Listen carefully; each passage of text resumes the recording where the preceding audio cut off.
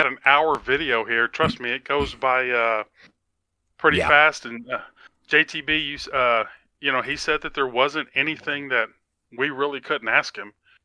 So, I mean, that's correct, right? So let me bring it. So I'm glad you mentioned that. Let me bring up this huge list of personal questions we have. Right. Oh yeah. What's your blood type? Nothing difficult. Right. Right. Okay, so am I on my timeline? I'm back here. When cold is gonna be an obstacle. Oh, grab some water, or does anybody need to go to the bathroom or grab some water or anything? Nah, I'm good. I'm all set up. Okay, so y'all go ahead and start y'all's recordings. Right. JTB, you ready? I'm recording. Okay, here we go. I'm recording. You'll see the countdown. Here we go. Have fun, guys. Hello, everyone. This is Bigalski. And this is JTB.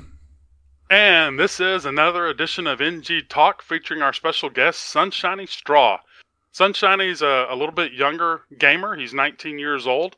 And it's going to be interesting to hear his perspectives on how he got into such an older game. And he's very good at it, and he's a big part of the scene, and is always out there and friendly and helpful and has great advice. And so he wanted to do a part of this.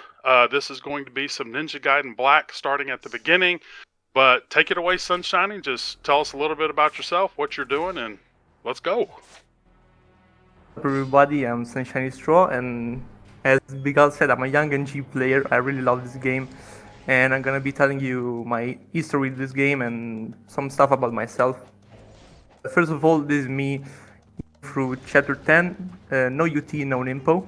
This is because Chapter 10 was basically the first chapter I've ever played back in the NGO4 days. I used to watch my dad playing the game, and I found that really amazing. Like, it was my favorite game. And the first thing I've ever done is nothing difficult, but mashing B to kill the bats. You know, when you go down in the cave to go killing the dual worms. Mm-hmm. My father would basically give me the controller to mash B. I was amazed by the graphics, by the ambience and the movement on this game. It was a perfect.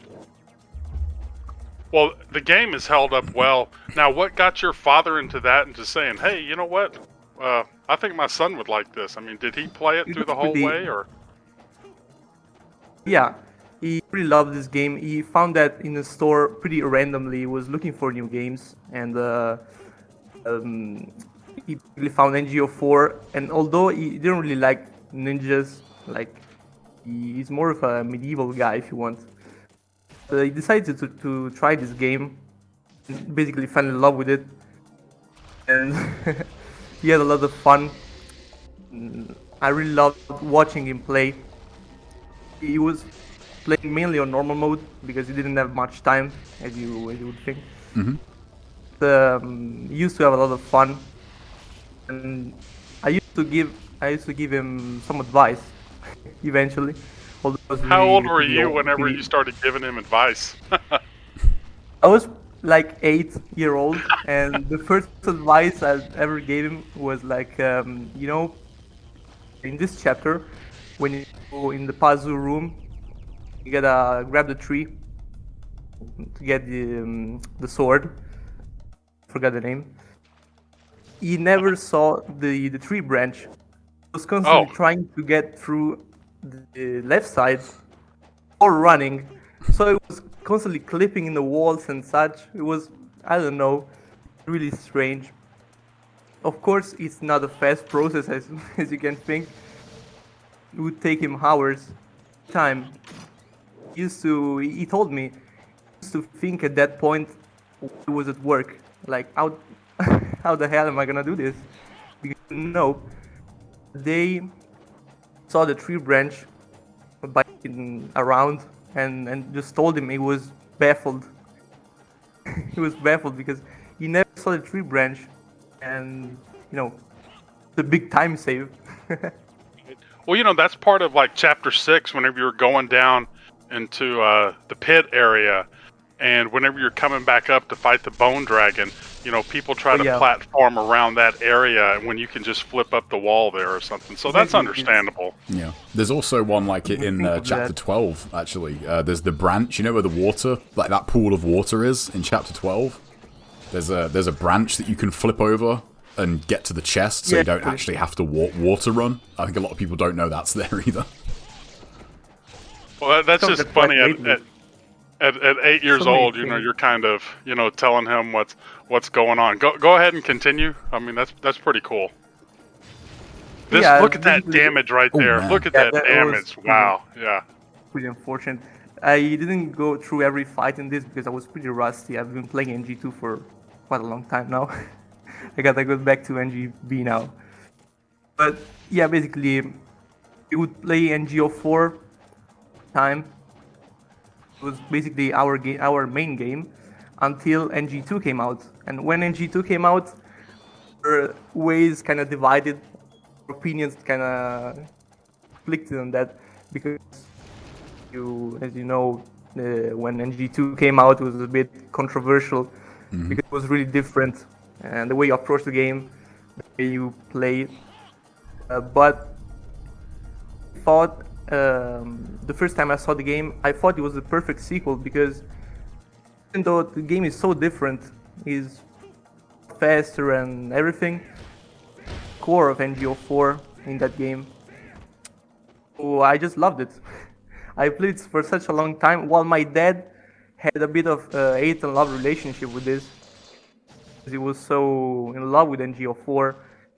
When he saw NG2, was like, yeah, this game is good, but it's not my game, you know? Yeah, I can understand that. It was a bit...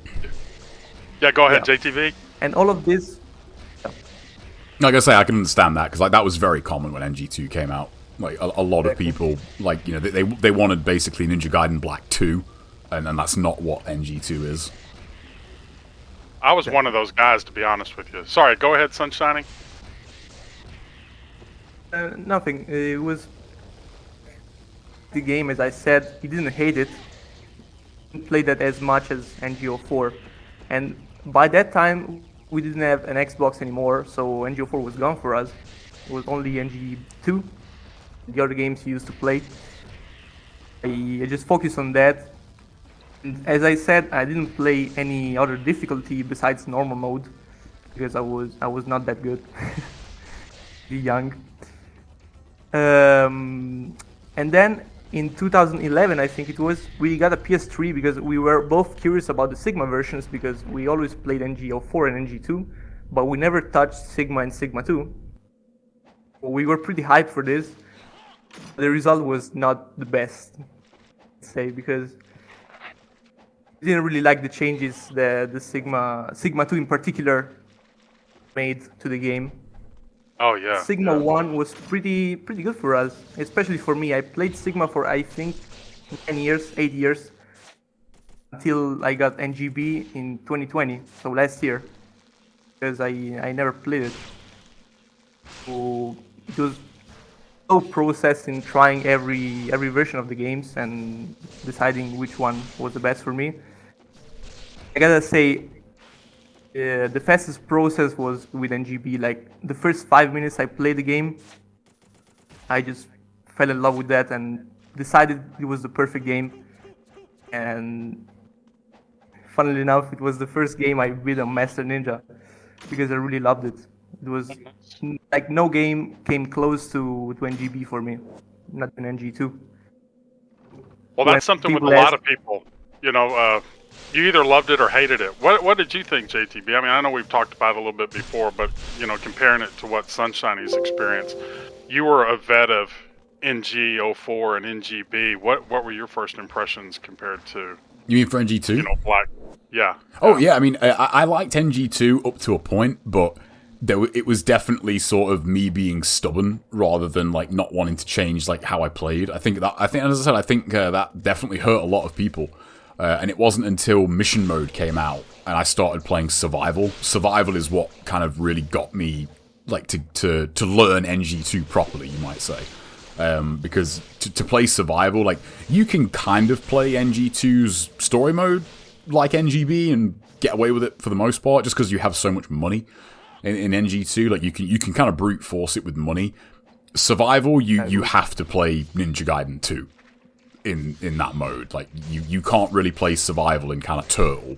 You have to like embrace the aggression, and that's kind of what made me like really actually fall in love with NG2 as well. Because as we say, it's quite common. People prefer one or the other, like by quite a bit. I love them both, but it's for different reasons. You know, they are different games. Right. Me too. I love them for different reasons. Yeah. So while we're still talking NGB, I know we've kind of gone back and forth, but so now that you've played Ninja Gaiden Black, did you get into the mission mode at all? Yeah, I got into the mission mode and I beat it all. I even beat Sigma when I used to play it. Mission mode, you know, it was something different for me and interesting. So I beat it all, besides the racial mission because I can't stand up. Sorry, but I really can't. Then when I played NGB, I went through mission mode and was happy to see some different stuff, you know, some different missions. I beat it in my 360, Xbox 360, and then when I swapped to Xbox One, I lost every progress. So whenever you see me play mission mode now, you won't see every mission completed because I still have to grind it again. Yeah. In general, I understand your pain. In general, I gotta say I prefer story mode because I love doing challenge runs and restricting myself. I have always different experience, you know.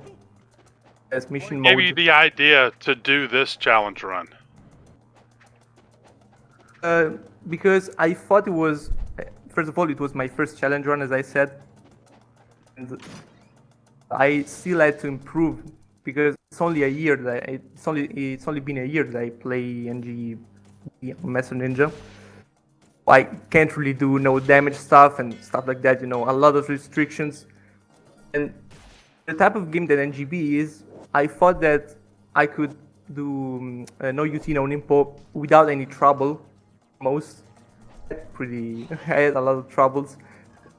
But, you know, it's not something that really impossible to do or stuff like that, because if I did like a no damage run, my first challenge run, it would have taken me months, you know. It was something like a little that's challenge. too much. Yeah, I feel like that's kind of that's like throwing yourself in at the deep end, you know, with cement shoes on. Yeah. Like there's you know, you can do like a challenge run that's a bit more fun than kind of doing something like that. Yeah, something fun. I'm always looking for something fun to do and not something dry or, you know, try-harding. And this one is the perfect challenge for me. Let's say I really had fun with this. Well, you know, it's interesting on what people think, you know, find as, because, you know, JTB and I, we've talked about karma runs and things like that. And, you know, you see people who try these no damage runs or no Nimpo original life bars, and, you know, they have a lot of resets. Exactly. And, yeah, so I'm like, you know, what's kind of what's really the difference? I mean, if you're resetting and limiting yourself to doing certain things, it's no different from what you would expect on a karma run. You're just trying to max out your score. So to me, all of it, depending on how you look at it, is really all the same. You know, you're doing something that you like and enjoy. So as long as you're doing that, I mean, it really shouldn't matter. I think I've never did anything like this. It just wasn't interesting to me. I don't know why. I like the, like I said, the karma runs, or I've done the original life bar, no Nimpo, stuff like that, but I never got into the other aspects of, you know, some of the things. Is this popular in some of the sites that you've gone on? I mean, do y'all talk about different challenges and stuff? I always try to come up with something new and fun for me, because I think that restrictions are the best way to improve, in my case at least. Because as I said, I was pretty new to the game on Master Ninja. So the best way to improve is limiting yourself, in my opinion, because you always have to fight in different situations and with different stuff.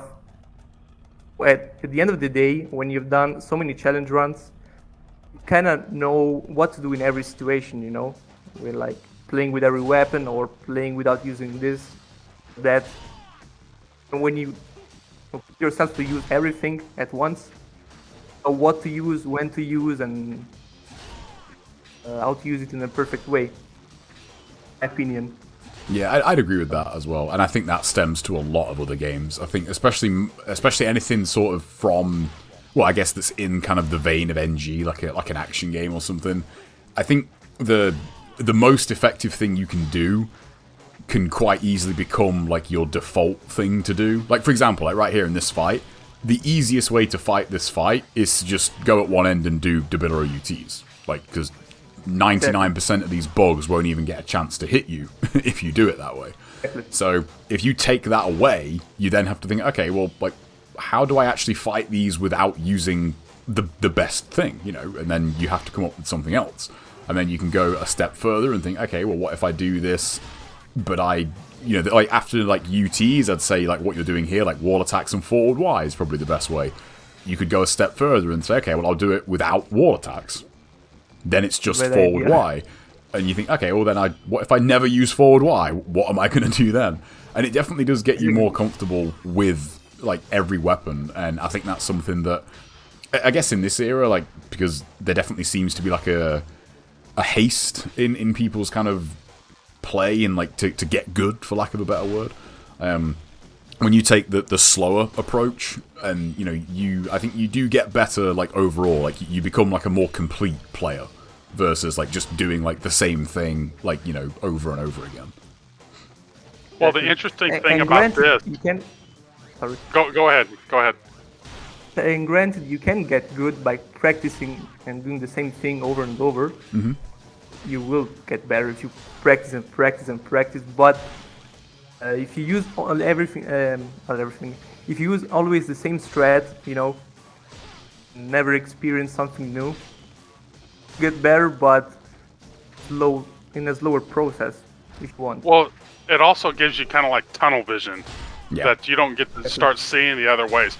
Now, you know, the interesting thing I wanted to say about this fight is some people could look at this and say, oh my god, this is easy because all he's doing is wall jumping. But you've noticed he's tried to throw in a couple extra strings, and these bugs just punish you.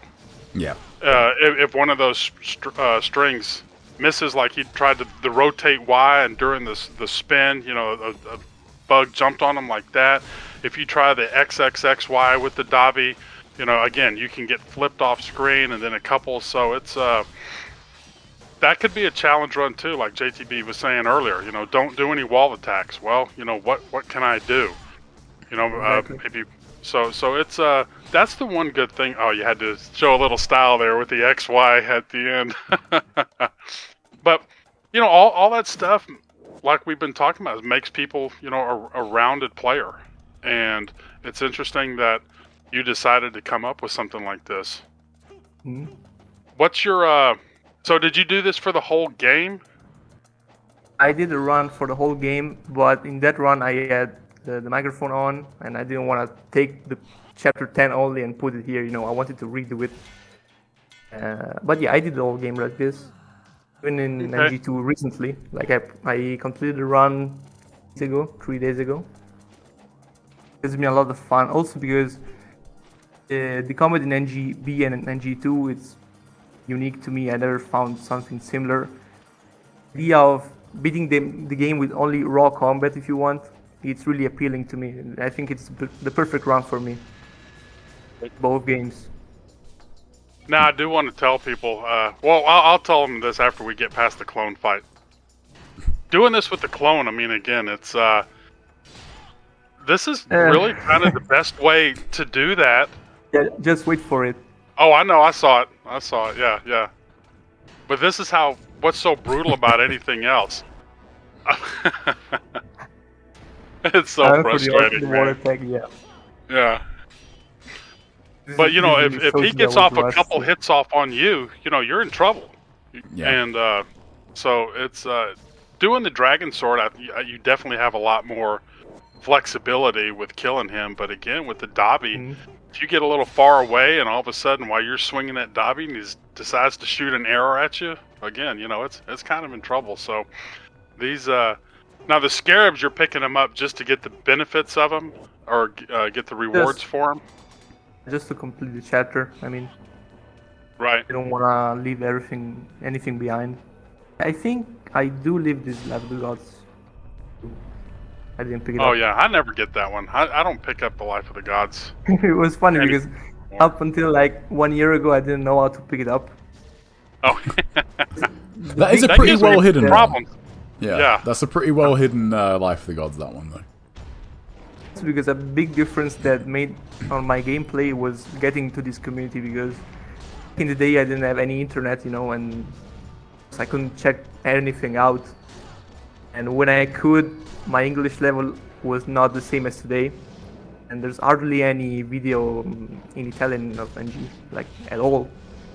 It was really difficult for me to check something out, like tutorials and such. And it was like last year or a couple years ago that I got into this community and started watching tutorials and guides and playthroughs and started to learn the game in depth. And this really makes me happy. Ah, that's cool. So what was the first what was like, I guess, the first video you found of so when you say this community, like, I guess, yeah, who was the first video? One of yours video. Oh, really? Okay. One of yours, like, you were the first streamer that I used to follow. Oh, okay, that's cool. And then I found out your YouTube channel and such. Yeah. And it was pretty amazing because knowing all this stuff at once was baffling, because I didn't know that, and I didn't know that, and like something really obvious that I didn't know was blocking to not absorb the essence. Oh, okay. That's just an example, but it really shows you that I never explored the game back in the day. I just used to play it on normal once and then repeat it and use always the same things and never get into the game in depth. And when I started doing it, it was pretty amazing. Yeah. I saw my improvement the weeks throughout the months. And I was really happy about it. That's a comment I've gotten a fair amount, is that like sometimes like people, I found the channel and there's so much here, like it's I guess it can be like a bit information overload. But at the end of the day, like it's there to help people. Because you've said it many times, like this game it's hard. It's really hard to get good at this game. It's one of those few games I think you can play this game for years and you can think, like, I feel like I don't know a whole lot. Like, if you don't know what to look for in that, it's a tricky game to get into for sure. Yeah, I think it works for many games that it doesn't really matter the amount, the time you put in it. If you never explore it, you'll never know everything. Yeah. I played for years and don't know the basics. Well, you can hear me on some of the videos whenever we make comments, and I'll sit there and say, you know what, I didn't know that. Yeah. So don't feel bad. It's one of those things. But yeah, I couldn't imagine that. You get into the game, you're young, you're not used to the internet or not being able to get the internet or things like that, and then you run across JTB's channel. But you know what? I'm glad that's the channel you ran across, because there's some bad channels out there. No offense to those guys, but the information is bad. People hear that stuff, think it's the best way to play the game, and then they get out of it. It's like, hey, well, if all I got to do is skip fights and farm essence, this game's going to be no fun.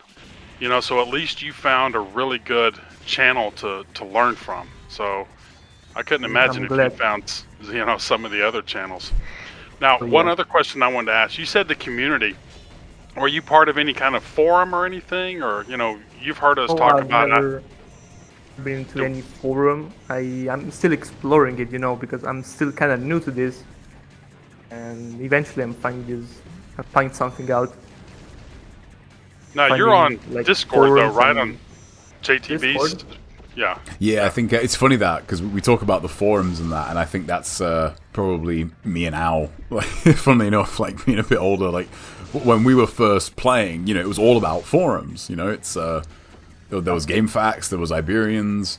That's kind of how people, I guess, like looked for info back then. You check a forum, like.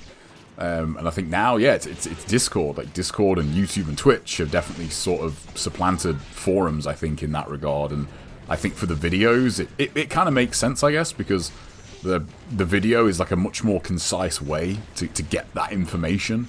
And then you can like join a Discord, and that might have like, you know, channels split up for all sorts of different things and that. I guess the forum days, like, they're not totally dead, because like forums still exist, but you know, they're definitely not kind of people's go-to thing anymore. I think they're pretty fantastic in my opinion, because there's so much info out in there, and it's amazing to be able to keep it somewhere. Yeah, the forums are, I think forums definitely still have their place. If you want sort of like efficient info, I think it's hard to beat a forum. Like Discord is great, but Discords can be a bit of a mess. And you know, if you just want to go somewhere, that was a Bigalski shot right there. Well, exactly, but he didn't bow his head like he did with me. No, he didn't. He must have learned. He must be wearing a cup this time. Right. But no, I think, you know, it's really cool that people are still finding this game, though. That's something I've noticed since like the last couple of months being back streaming. Most of the people watching are quite young. You know, they're like half my age, like some of them. Yeah. And it's really cool that like people are getting into this game, because I feel like there's definitely a misconception. Oh, like newer players, you know, can't play games like this. They're too old, you know, like that sort of thing. These games are old and hard, and new players don't want to play them. And I think, well, most people playing this now are younger than me, so that's, you know. And me. Yeah, you know, I think like that doesn't really, you know, that theory doesn't really hold a lot of water when you put it to the test. You know, like if the majority of my stream are, you know, like early 20s, then people are evidently still getting into this game. So, you know, it's well, it's a great game. I mean, it goes to show how much the test of time, and yeah, like I said, he's just I mean, got into it because of his dad, and which led to, you know, Ninja Gaiden 2 and the other things, which led him to this. And so I think it's pretty cool. You know, we talk about how we all got to this point, and it's good to hear his side of it.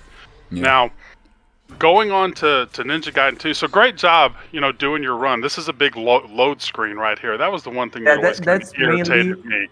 The reason why I'm not playing in mission mode anymore, because now I have my Xbox One connected to the internet, and because of that I get these big loading times. Mm-hmm. It's really holding me back from grinding the whole mission mode again. Yeah, I want to chip in real quick there, like, because I know we talk about that, and I think people might think we're exaggerating, but hopefully this proves the point. Like, turn your Xbox offline to play NG2.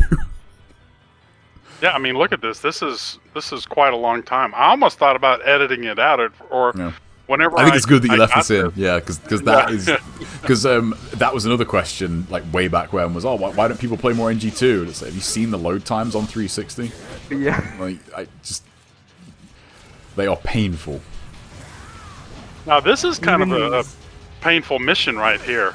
You know, it's pretty hard, but it's my favorite, and I love going through the 4 Greater Fiends and Genshin. They're my favorite bosses. I think they're the best ones in the game. I think it's the best mission. It's the only one worth replaying after I lost everything again. Well, you know, that's something that I wish Ninja Gaiden Black had, to be honest with you, a mission that had all the bosses. Could you imagine Mirai, Masakato, Dynamo, you know, Hydrocube? I mean, all of them in order. I think that would have been a blast. A true boss rush mission, yeah. I really wish we had that in Black. I really do. I was pretty happy when I saw the survival mode in Sigma Master Collection, like the idea of fighting all the enemies and bosses, but it didn't turn out to be what I expected, so I was kind of disappointed.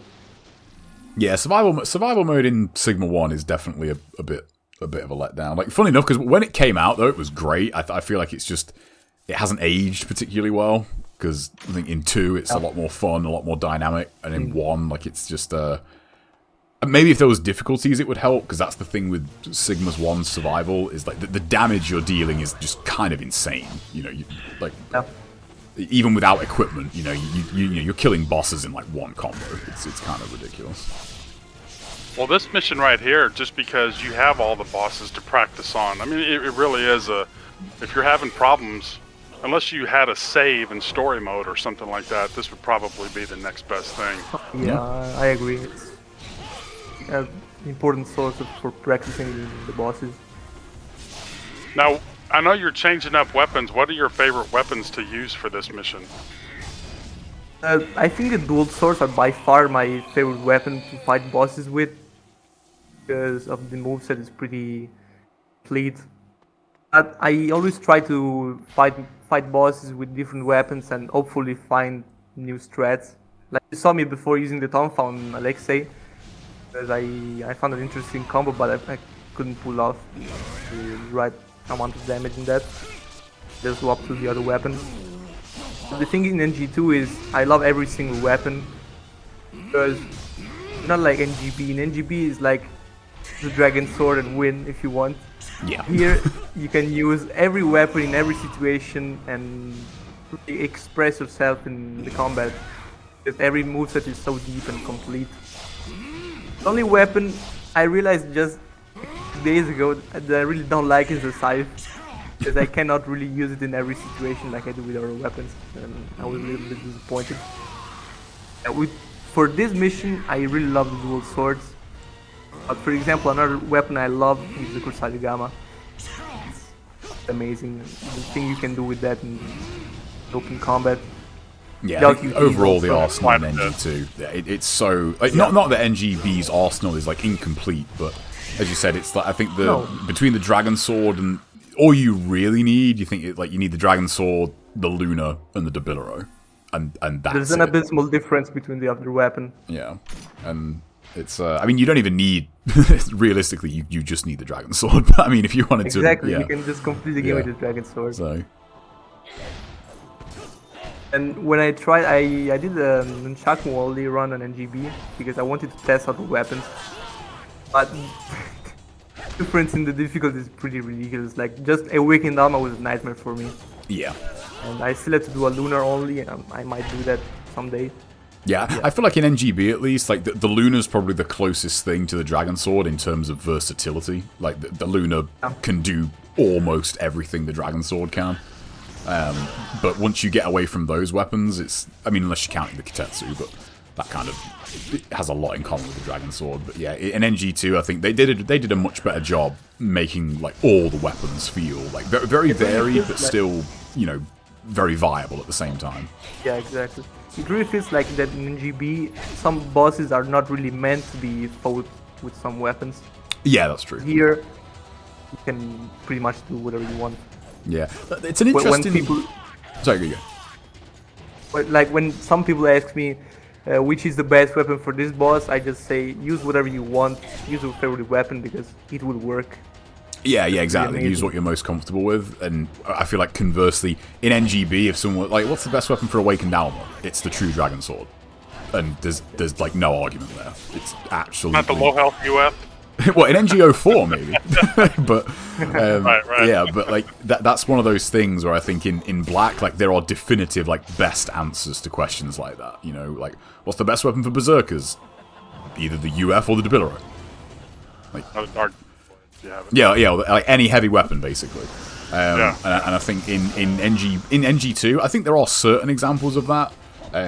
But it's not as clear cut as this is the best weapon for X and Y. It's like whatever you feel more comfortable with, use that. I agree. So did you play? So you said you beat all the missions on Master Ninja, but this is the only one that you really replayed again. What's a couple of your other favorite Ninja Gaiden 2? Did you get into the survivals much? Not really. I didn't really like the enemy combinations. It was pretty difficult for me, especially. Another mission I liked was mission 14. And that's a good first mission. Yeah. What was that one? Very first mission. One in the airship in mission 14. You fight different types of enemies. And mission 1. But mission 1, it's a shame that you don't get like IS Ninja and Fiend Mages or stuff like that. You always get basic ninjas and it's boring. Yeah, you just get like Acolyte ninjas on that, don't you? Exactly. Yeah. What combo are you using on Genshin that does the move and then spins around? It's Right forward there. Y, then I do the hit confirm to reset the combo to not get the follow up, and then I do the full combo forward Y, then A, that it does the dash, then 360 Y. That's the Heavenly Justice, right? Yeah. Heavenly Justice. Yeah. I've always heard a lot about that. I didn't really play it that much. Once I got my 1250, I kind of moved on. I wasn't in it like some of the people like JTB and the other people's. I was still Ninja Gaiden Black obsessed and stubborn, kind of like JTB. So, but great job on that mission. Now this one right here is you going through chapter 1, so we can continue talking about what we're going through. Chapter and 1, again, using all the weapons. right now, is this on like a NG plus? Is that what that is? Again plus. Okay. I get every weapon level 3 and I can use them in different situations. I start out with the dragon sword, then I use the Kusarigama for a long bit. I love it. Then I just try to mix it up the weapons. It's funny the difference when you do, like New Game Master Ninja and then like New Game Plus, or like New Game Plus Plus as sometimes it's called, because you can have New Game Plus but with like level 1 equipment. Or you can have this mode where you have everything like maxed out, and it really is funny the difference. Like you can just annihilate chapters 1 and 2 with kind of a revenge run, Yeah, exactly. It's you really fun. So you're just healing, right? You're not saving? I'm not saving, yeah. Okay. Single segment. I tried to do it like New Game, but then I came up with the idea of using every weapon, and I did New Game Plus.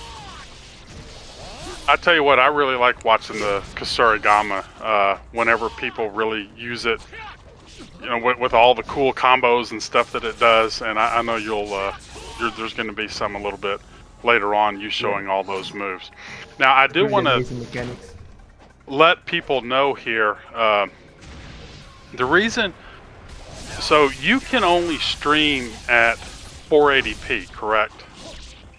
I tried several times to stream at 720, but for some reason, when I try to stream at 720 on the Xbox One, it doesn't let me. It lags like crazy, and I can only stream 720 in the PS4. I think it's because of the bitrate, because the PS4 one has way lower bitrate, and I cannot set it. As in the Xbox One, I can set it, and I recently increased it by 1,000. Even if it's 480, it looks a little bit better, but that's pretty much the max I can do. So what happened here? Yeah. Oh yeah. I mean, so what I did is because I thought I could download his videos off Twitch, and then when I tried, I could watch them on my computer because I have a program. It's like called 4K Downloader. But when I tried to put them in the program, the file wouldn't come up. I kept getting an error. So what I had to do is actually go to his Twitch channel and then capture it like I was recording a video. So I don't know if that makes any difference in terms of how it looks. I tried to, make it a little bit better, but it's really not as bad as, the Ninja Gaiden games are made so well graphically, and they've held up so well that, you probably really couldn't tell too much that this wasn't in like, a higher. I mean, maybe you could. I don't know, but I'm just saying it could be a lot worse. Yeah, and, I think it looks great.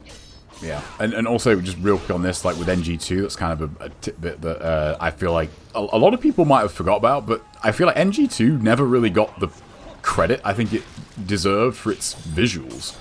Like there was when the game was released, it was pretty common, like, oh, this doesn't look anywhere near as good as, Black did comparatively, and I think I never really got that. It's like there are definitely some environments that don't look, great, but for the most part, especially the later chapters, I think look amazing. And I feel like, I don't know, it feels like the size of the environments, especially late game, there's nothing like that in NGB. Like chapters 10 and 12, like, so. I think it's because people didn't really like the linear way of how NG2 levels are made. They prefer the interconnected world in NGB, and I do that as well. But if you look at some chapters, they're pretty amazing. Like the game is so big, You can see the buildings and stuff like that. I really love this level design, to be honest. Yeah, me too. I do miss kind of the interconnected stuff, but some of the levels are just so good looking. I think it's chapter 10, I want to say. Where it's like raining blood and like I think you're in you're in hell or something like that's such an amazing looking level. So yeah, the critique of it doesn't look, the game doesn't look very good. I think what game are you playing? Like this game looks pretty amazing, and especially in motion as well.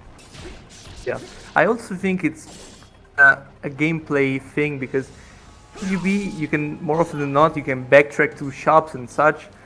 Imagine if you could do that in NG2, like with an interconnected world, like backtrack to Muramasa's shop and get everything again with all the money you can carry in this game. It would be pretty OP, right?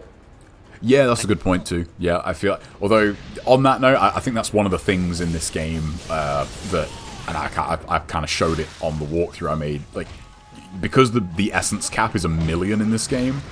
And because it is quite straightforward to really, like, not even grind, but just do, like, a majority of UTs, because the combo multiplier is in the game, you can get so much money in this game, like, quite early on, that, if you know where that money is, you can make yourself pretty comfortable. Like, it's no big deal to burn, like, all your items in one fight, and just think, oh, well, I'll go back and buy it. I'll just, go back and buy them again. It's no problem. That thing is even enhanced in Sigma 2 because in Sigma 2 the weapon upgrade is free. You can pretty much burn all of your money on healings. You never really it's impossible to run out of money in that game. Well, that was one of the downfalls for me. What was the kind of the essence that you could get it so much, and of course the lack of time limits. It's I guess with the Kusarigama, the single hit, one hit UTs with that. I mean, I know that takes a lot of fun out of for some people. I'd much rather watch this.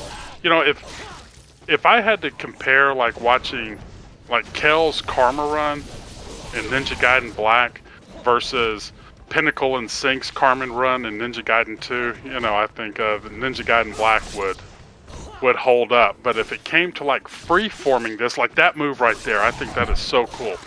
But I think if it came to free-forming, I would actually prefer watching Ninja Gaiden 2 over Ninja Gaiden Black.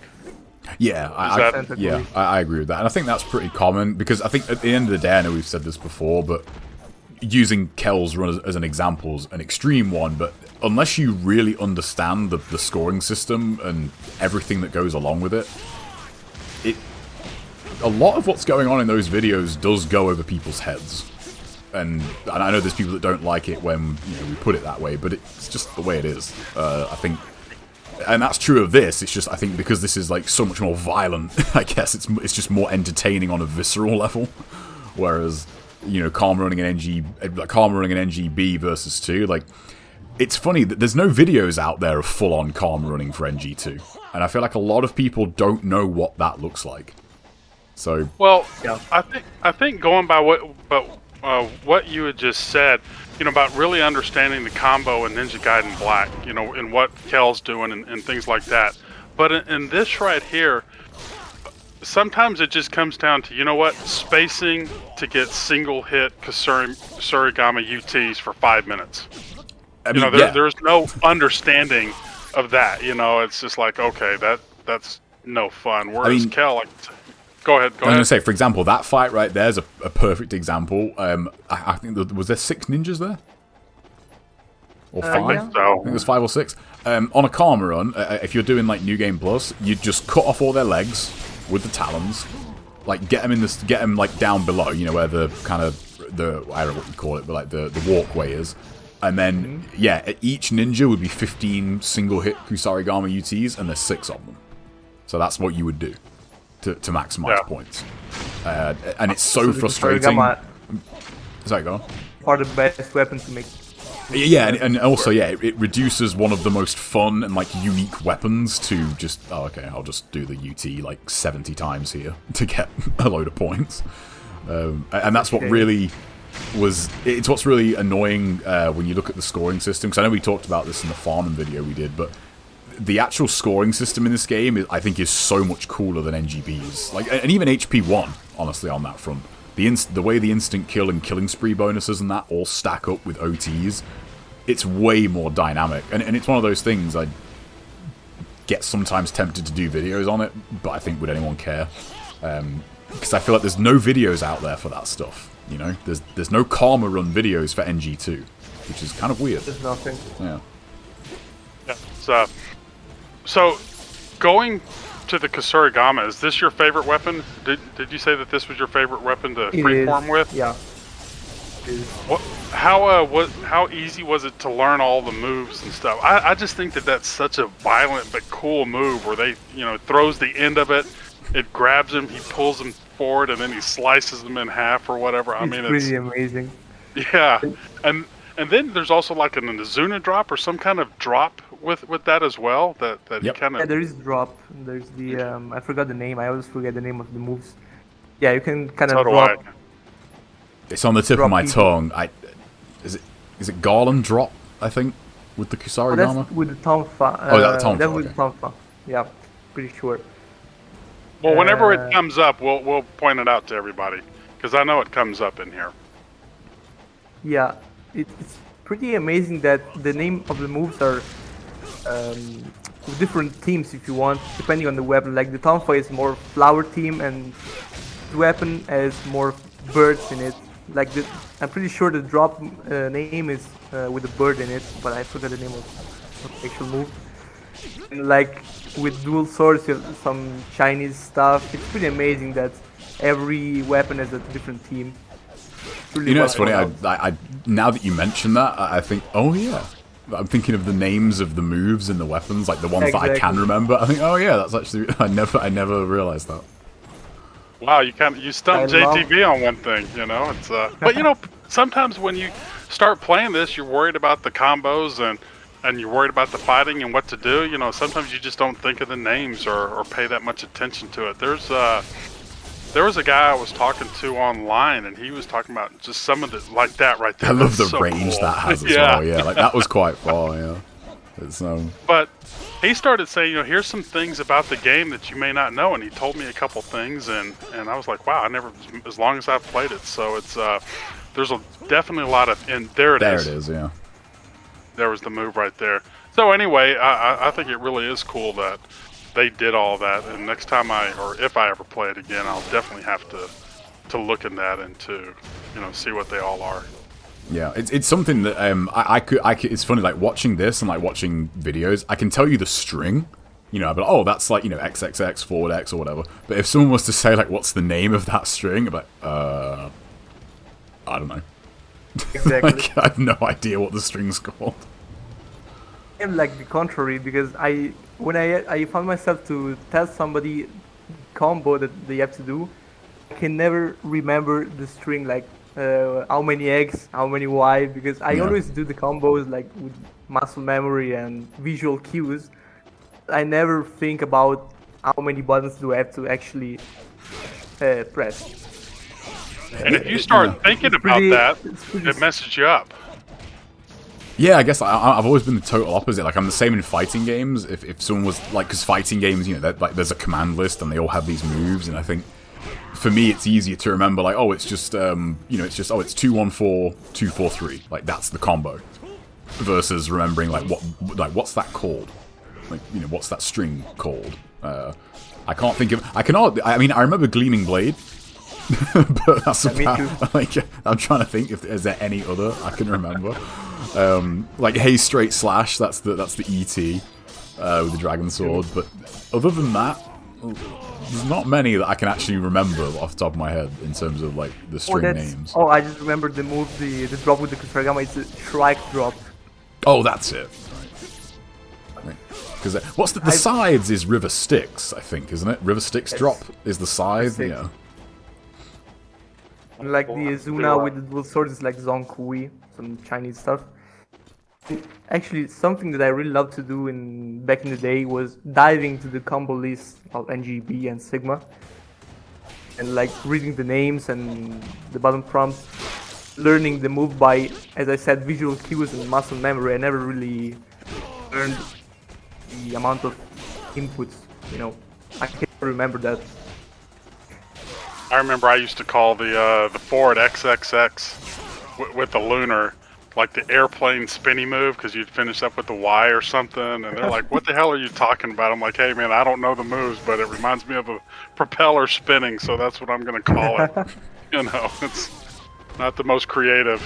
That move right there, you get like that move as well. Just real quick, like that's we can't hear this right now, but that sound effect when like the mace spins and hits them, it's so good. It's so satisfying. I wonder what it took to record all these sounds, or you know, what made them think, you know, this should sound good right here. Or I know they do a lot of motion capture and stuff with the artists. I wonder what kind of there's the move again that we were talking about. That's a good point, actually. I would like that's one aspect about NG2. I think that like, just occurred to me. Like the sound is one of the things that makes it so enjoyable. Like the OTs, the moves when they connect, and even the noises the ninjas make. Like, you know, when you delimb them and like the noises they make, you know, they sound like they're really in pain and that, and it's just it really does kind of factor in. Like it's just such a visceral game to play. Like it's kind of I guess it's a bit primal, like that you enjoy that stuff, I guess, but it does make it really fun, you know, to play. Sound effects are pretty section right here, if you ask me. The sound effects can determine how you feel a weapon, like if it's powerful for you or stuff like that. That OT right there that you just did, like I love the noise of that OT. The way he kicks them, and like you even have that kind of like because he like kind of locks the side like on their head before he, you know, cuts their head off. Like it's so good. Yeah. So what made you decide to go the scythe down here versus, I know you said you didn't really care for it too much. Why choose it for this section? Just because this is such a hard section and it makes it easier, or just being random? Choice. Okay. Honest, like I just the weapon. Oh, okay. I'm gonna use the scythe because from the section that is going ahead, it's probably the easiest fight. Now it's a tower and it's full of IS ninjas and stuff, so I wasn't really confident with the scythe. That just decided to do this fight instead because it's more gray ninjas. What So have you done this? So you've done this run for the whole game as well, just like you did Ninja Gaiden Black on your challenge run? What run do you mean? Well, you know how you just did the run in Ninja Gaiden for Chapter 10 in Ninja Gaiden Black, and you said you completed the whole run for that. Did you complete the whole run for this game? What you're doing right now? I mean, if you want, I'm doing different runs using only one weapon, and every weapon like switching every 2 minutes. And I'm missing still the Lunar, the Talents, and the Dragon Sword, and I've done everything else. Oh, cool. I just beat the game using only one weapon, and this really helped me learn the weapon in particular. Yeah, I think that was something that, especially when the game was new, like a lot of people cheesed those achievements because it was pretty straightforward to just play on like Acolyte and just get to like chapter. I think it was it 14 or the last one save of the last point. Ones. Yeah, it was one. Yeah. It was very late in the game, and you could just then swap to whatever weapon you wanted and kind of get the achievements that way. Yeah. Which, as you say, like robs you not only of a lot of fun, but it's a really good way to learn the weapons. To go through the whole game using just that weapon. Also, I could have done like new game. That flying kick is so good. Yeah, and when it decapitates them like that, like two guys in a row, like that, it's so good. Yeah, the running moves in this game are pretty OP. Like you saw before, the running Y with the cruiser, like it was like 3 decaps. Oh yeah, that's really powerful. And also, what made me do this is because this game has 2 New Game Plus modes, one with every weapon and the max health bar, the other one with everything at level 1. I never really found something like that in every other game. I just wanted to use this New Game Plus mode to learn the weapons. It's pretty unique to have everything from the start, but at level 1. It's like a different experience of a fresh run. Yeah, that's a really fun run too, because I mean, you are definitely more powerful than you would be normally, but the weapons, some weapons at the lower levels, like they're not that great. That like you really do want to level them up to really like get their good moves. So it's a good way to like make it a little bit easier, but also have some fun and like learn the weapons as well along the way. So to learn. Yeah, like you said, I wish they had that in Ninja Gaiden Black. Wouldn't that be fun to have the Davi and the flails and to just try a different area? So that is definitely a good plus. For A Ninja quick Gaiden shout out Black. on that though. Guilty has made that. I was playing it earlier. Like there is like a new game plus save now for the Master Collection. I'm so jealous of that because I cannot. That works, and it really is. It's so much fun to have. I mean, early chapters, obviously, like you are ridiculously overpowered, but it's just really fun to have like the true dragon sword in chapter 2, and that stuff is great. Also, if you do this run, you can also learn what moves do you have at level 1 and what moves you don't have. If you use everything level 3 from the start, you will always have the full moveset, but maybe at level 1 you want to do a move and then you realize, oh, I don't have this. I have to upgrade the weapon, and so it's a big learning source. Some of the combos on this and the UTs, that kind of rubbed me a little wrong way. It's like, a 50-hit combo or something for a UT, or, it just seemed a little over the top. I mean, maybe that's what they wanted to do to try to outshine Ninja Gaiden Black. It just seemed a little too much. I feel like I feel like they fit though, to be honest. I think it. Well, y'all played it more than I have, so I mean, y'all really know. But like one of the really strong combos at the beginning of the game, if I remember right, was just with the dragon sword and like XXXXXX, like 5 X's or something like that. And I just thought that was really that's what you're going to do after coming from Ninja Gaiden Black. But then of course they balanced it out with the IS ninjas. You can press those 5 X's when you have 20,000 shurikens in you too. So. Exactly. I mean, you can do that on normal mode, but then you have to actually learn the game too. Right. Difficulty. Now, before we get a little bit farther on into this, did you ever get a chance to play any of the Hurricane packs or anything like that? No, unfortunately, I haven't. Okay.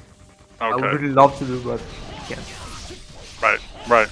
So, out of all the games in the series, Ninja Gaiden 04, you said you played that with your dad. I love that kick to the head right there. Ninja Gaiden Black, Ninja Gaiden Sigma, Ninja Gaiden, 2 or 2? 2 and Sigma 2. Yeah, Sigma 2, and then 3, and then Razor's Edge. Did you play 3 and Razor's Edge?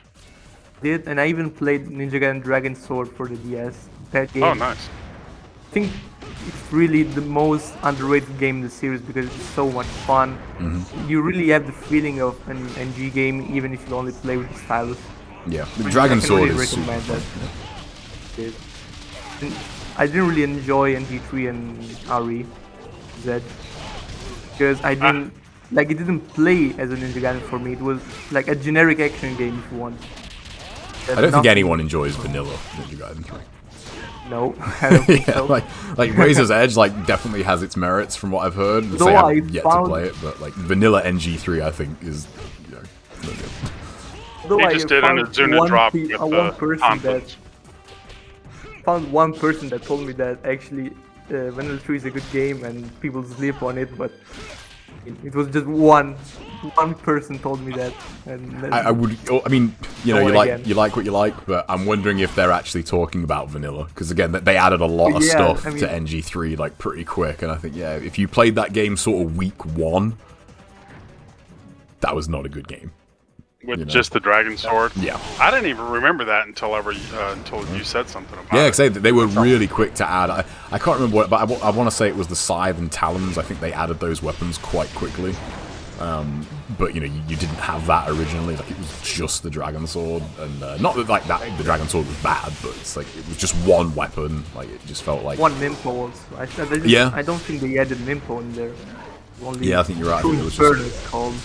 And I want to say I think the Nimpo was just like an area of effect move as well. I don't think it was like an actual, you have like fire wheels, wind blades. No, it just cleared the fight. Yeah, that's what I mean. Like, it was like kind of like Rachel's in Sigma. Like, there wasn't a whole lot of utility to it. It just killed everything. Exactly. I was going to say, did you see how far that Ratetsu jumped just a while ago? It's like, it kind of reminded me of the Hurricane Pack 1 Ogres. Yeah. How far he jumped across the screen here. So what's your favorite chapter in this? I think it's chapter 1 and 5. and 7. I can't really decide because chapter 1 is like these pan ambience and it's pretty unique because you never find something like that in the whole game. Always change the location. And also chapter 5 I like it because of the enemies you encounter. In the No UT, No Nimpo run, it was probably the most fun. And chapter 7 because it's really relaxing, it's pretty easy, and the time I get there I just enjoy the combat and I don't have to think about anything else. We'll say this Sonya bit. I just think she's such a step down from Rachel. You know, I just want to throw my 2 cents in on that. I know it's not a big deal to a lot of people, but I really thought that, you know, after Rachel and what she brought, and then seeing Sonya, just she wasn't anywhere as pretty or as sexy. There you go. I thought the old man talking about sexy video game girls. There you go. That's part of it. Any other things you want to say about the games and, you know, your history with it and what's your future plans in this?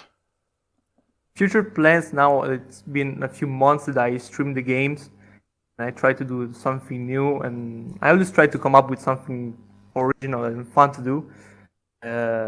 But yeah, I'm gonna keep doing this as much as I enjoy it. Well, that's awesome. So now that great gameplay.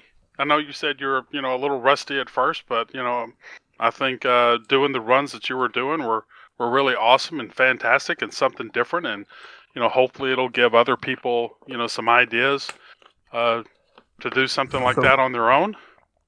And so now we're going to get to the talk side of this, and this is our first screen. This is picture 1. Why don't you tell us a little bit about this first picture? This is me and my dad when I was like, I think I was 5-year-old or 4, and I was already playing NG at that time. This picture right here is... That's a cool dad, man. Like to have your dad play NG, that's really cool. I think we were in front of a mall right there, and we just decided to take a picture. We love to take pictures together because back in the day, I used to live with my dad, but now my parents divorced like 4 years ago, and now this passion for photographs like enhanced. We only can see each other like once a week, so you know, it's pretty amazing. Do y'all still get a chance to play video games together, or are y'all doing other things? Okay, really, okay. we do other things. Right. I'm sure I'm sure it's pretty tough. I came from a divorced family, so I can understand that. But y'all get along great, and you know, there's no. But we have a good time every time we see each other. We hang out. We do different stuff. That's awesome. Right. That's awesome. Any other things you want to say about this? I mean, did he teach you to? I mean, did y'all do other things together, or was it kind of video games, or did y'all quit that and maybe do sports or? We love to play football together when we had a chance in the past. Now we just like to hang out in the city and talk about stuff, you know, like we were friends. It's pretty right. It's a nice relationship. So I will say for the American people, football is soccer to us. So just, to everybody else. Right. To everybody who matters. And well, that's good that y'all still have that relationship and that y'all can get along and talk and it's that he, you know, we can thank him for introducing you to Ninja Gaiden, because if maybe it wasn't for him, we wouldn't be doing this today. So I can't thank him enough. Yeah, and neither can we. So going on to picture number 2, I'm assuming this is you on the left. The left, yeah. This is me with my closest friends. This picture was taken like last year, and my friend on the right came from Milan to meet us, and we hang out in my city. So we had a good time together. Do y'all get a chance to visit much? What? Do y'all get a chance to visit much? Not really in this period, but we're planning to meet us again, like in the summer, next summer. What about the guy in the middle? How does he live in your area? Like, yeah, it's pretty near me. It's like 5 minutes from me. It's pretty near. Okay. Do y'all get a chance friend. to? I mean, so do y'all go hang out and or do y'all play video games together? Do any of them play online together, or like online on almost daily basis in the evenings?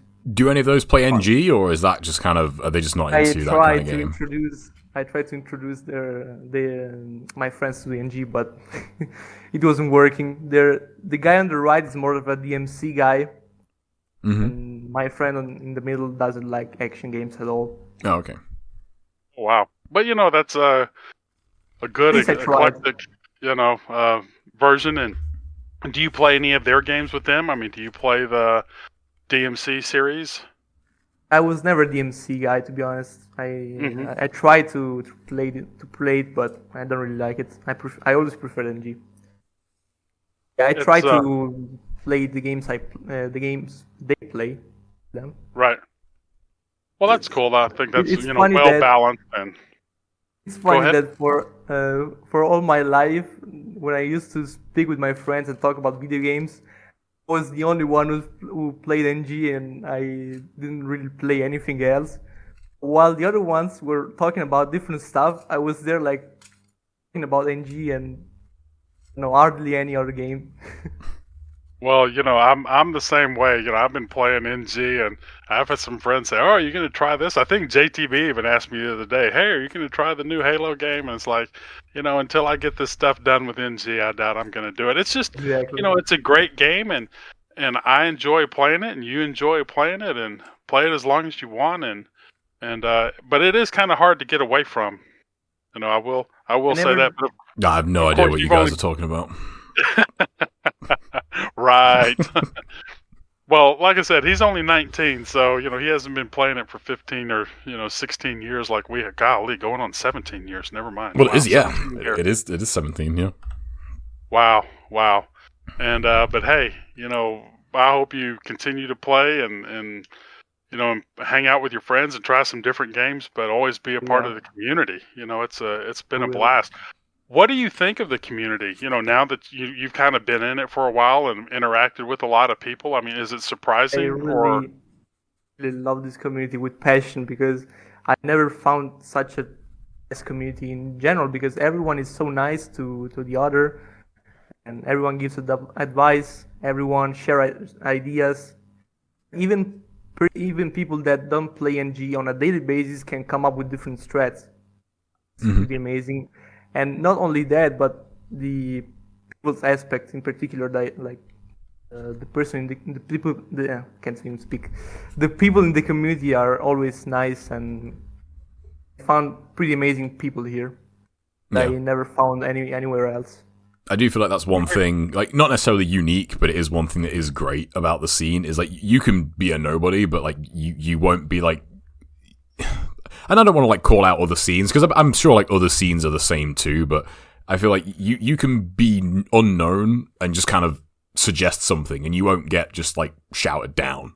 Be like, like, okay, well, we could try that. That might work.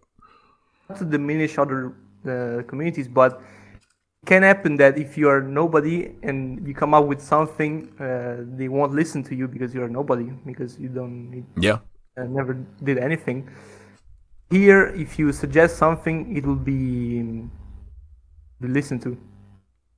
Be listened to, and either it's right, or it's wrong. And if it's right, hey, thanks for the information and sharing it. It will be tested. That's important. Yeah. And if something's wrong, you're not going to be called, "Oh, you're wrong. You're a dumbass." They're not going to. People aren't going to say that. Hey, sorry, we didn't work. Here's what really happens, or something like that. So yeah, I mean, the community wasn't always like this, but it's definitely grown and evolved. I feel like the over core the years. Community was, to be fair, like there was only people kind of on the outside, I think, that kind of maybe had, I don't know, maybe just a chip on their shoulder about it. Right. A good example, I think, the most recent example, the Emperor 2 one-shot strategy. I think it is Slippy Tippy, the guy's name, who like, I don't think he wasn't necessarily the person who found it. Like, we were aware of it, but he was definitely the person who actually figured out how it works. and he's not like most people might not know who he is, but Exactly. it wasn't something like, oh no, that doesn't work.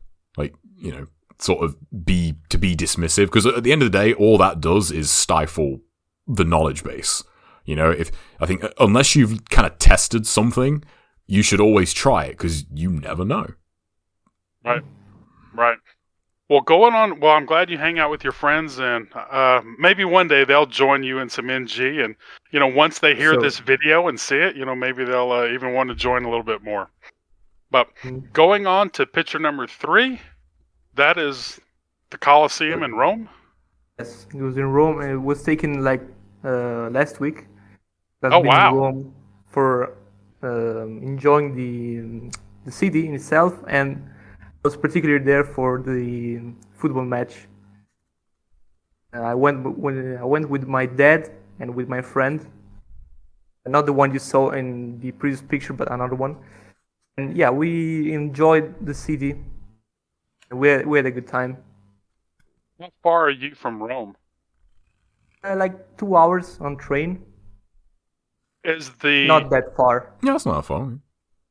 the driving situation? Because remember, I live in the United States, and we drive everywhere.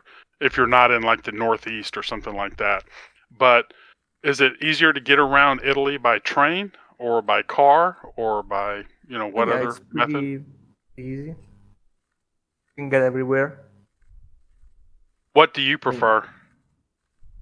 I honestly prefer the car because I'm not a fan of trains. But Do you drive? no, not yet. I still have to Okay. get my license. I'll get it next year. What's I'm the waiting. age requirement to get? Like here, you can get it at 16. Here In the it's States. 18. And 18. I'm waiting anyway because I'm busy with school and stuff. Mhm. Right. Now can you take tours of the Colosseum? I mean, did you do part of that, or how does some of that work? Yeah, Coming from the get States around. and talking to somebody from Italy who, all the history, same thing with JTB. Is it like, hey, this is just, hey, it's just the Colosseum over in Rome? To where me, We it's have a like, oh my few- God, it's the Colosseum over in Rome. It's Exactly. Yeah, I think that's kind of. I don't know. I feel like that's maybe a bit. Like, I suppose that there isn't like a Colosseum equivalent, but I think in America there's definitely parts of that like for me, like walking along the Brooklyn Bridge was really cool.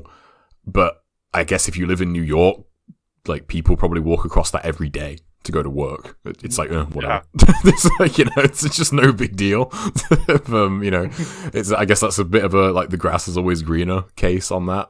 But I mean, like Rome is somewhere I've always wanted to go, and that's on my list for next year for sure. Because I love my history, and I've always wanted to see the Colosseum. So that's something that I'd love to tick off that list. Well, y'all would have Yeah, I to agree. meet History up if is y'all pretty did cool. that. Yeah, for sure. Yeah. Would you be interested in ever doing a meetup or anything, or if you ever came over to the States, meet up and play some NG with us? Oh yeah, I thought about that. Like sometimes, what if I ever meet these guys? Well, I think we're pretty awesome. No, I think people have, for the most part, have always had a great time, and you've heard some of the stories from Godfather, and some other people think it's a little weird at first, especially because of the age difference, for me. But I just look at it like, hey, these guys are fans and of the series, and we can get out and play and have a good time, and that's all it's about, really, as far as I'm concerned. It doesn't matter how good or bad you play. It's the friendship and the camaraderie. Yeah, I think we mentioned this on the episode Ninjilla was on too, but I feel like way back when that was probably a bigger thing for people, whereas now I feel like it's a lot more common. So it's not as big of a deal, to sort of just come across someone from a community in a game. It's like, oh, this person happens to be like in their 50s or 40s or whatever. For Now- me, it's not weird at all. I mean, Now, while you're in Rome, I mean, or just in your country, do you like do the touristy stuff whenever you go, or because you've been to Rome so many times, it's not that big of a deal, or is it something? I Well, don't I'll do that eventually go do. personally. Do what? Say again. I do that myself, but there are a few activities to do in every monument. Mm-hmm. There are tourist guides and such. You can do many things. Well, I I love just doing the touristy stuff. I just wonder, like I said, like I went out and visited a friend in San Francisco, and I went out to Alcatraz, and he's like, I've lived here for 35 years, and I've never been to Alcatraz. So I just, just wonder if that's kind of the same thing up there. Oh, I've lived here in Italy, and we're 2 hours from Rome, and I saw the Colosseum, but I never took a tour. Or saw, whatever else there is to do in Rome. I'm sure there's a lot. I'm sorry if I don't know there's a all the. lot, indeed. Yeah. What is it? When in Rome, do what the Romans do. So there you go. Exactly. So, did you have a great time? I mean, how long did you stay? I stayed the whole day from noon to the evening, to the late evening, and I of course I couldn't see the entire city because it would take like a week to see literally everything. It's such a big city. I had a good time, sure. Well, cool. So, going on to the next picture, we got a nice little kitty cat. She's my sister, if you want. It's Olivia, and she's 12 years old this year. Oh wow! And she's the only thing that has been by my side for all these years. She's my closest friend for real. I have so many memories with her. Although I never really take pictures like on a daily basis, rarely take them. But I should take more, definitely. Because stuff like animals this, it's memorable. Yeah, animals are very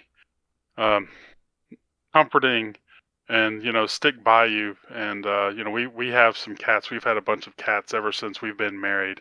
And, cherish all those memories. And some people who aren't cat lovers or dog lovers or whoever may not understand that. But, if they are, they know how much joy a pet can bring. JTB, did you ever have a pet? Yeah, I had cats growing up, and I mentioned it before we started. This cat right now, like it is. I'm just looking at the picture of my friend's cat, and it's literally the exact. They look so similar. It's actually kind of frightening. Down to like where the little bit of white is, like under her chin. It's kind of crazy, like how similar they look.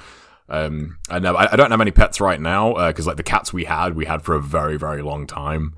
We had two, and one of them lived to be like almost 17, which for a cat is a very, very long time. My neighbor's cats, I steal them as often as I can. So I think it's like living here. Like when I get a house, like I think I'll definitely get cats again. Because more than anything, I want a cat named Ryu.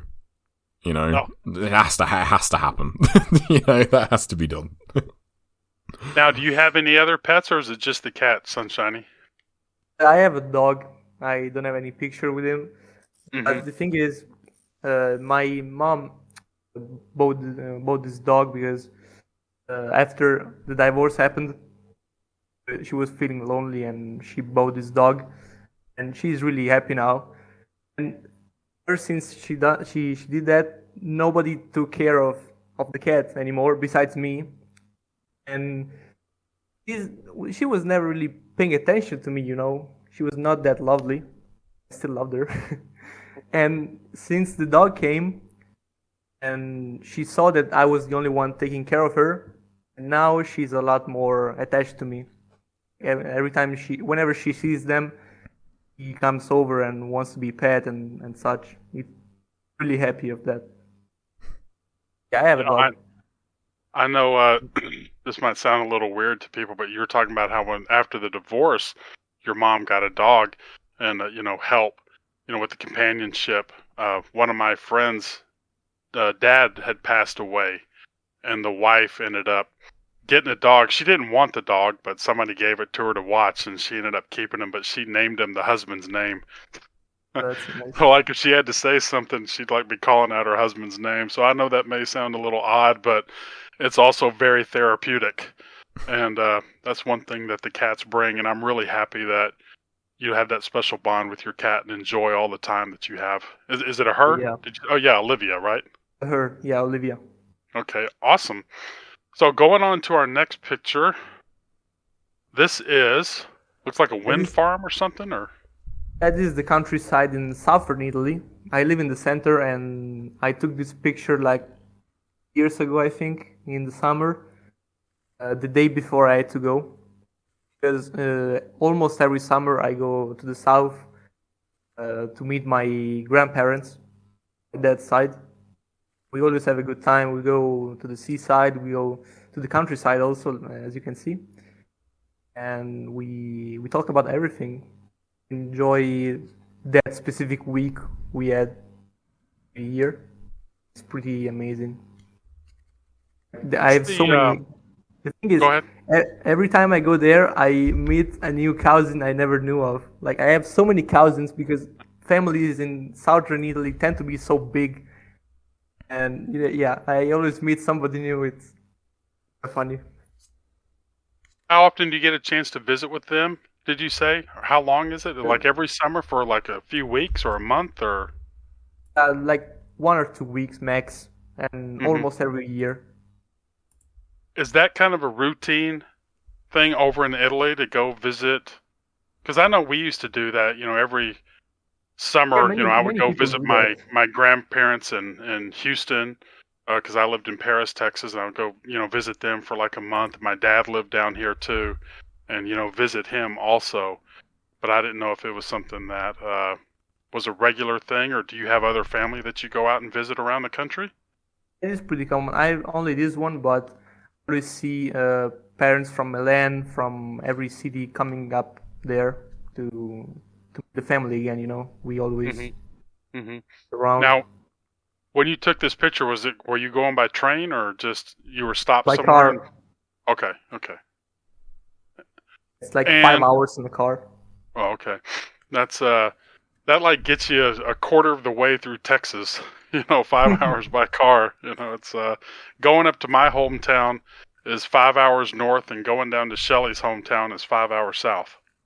Here in Texas, but you're still in Texas. So JTB knows a little bit about the distances. Yeah, I was going to ask actually. I don't know if you know off the top of your head, but like, what is kind of the longest kind of straight line through Texas? Like, how long is that? Is that a bit of trivia? Because I'd be interested just to know how long that is. I think from the Panhandle to the tip of like Brownsville to the very top is like 920 something miles. And then I don't know what that is in kilometers, sorry. And then from like Orange, Texas to El Paso is like 850 miles. And so even doing like a 12-hour drive, you're still in Texas. Yeah, unless you're breaking some speed limits. Right. So yeah. Whenever I would go out to meet you, I'll never forget. Or the one year that I came back, I left Nevada, got into California, drove through all of Arizona, went half of New Mexico, and I entered Brownsville, Texas, and I was only halfway. When I went through 4 states versus the one. But as far as the weather, what's the weather like? I want to we'll get off on a tangent here talking about some of that stuff, but what's the weather like there? Do y'all, is it does it snow during the winter a lot? Is it hot during the summer? Or based on where y'all are located in the world, is it kind of mild all the way through, or what is the weather like?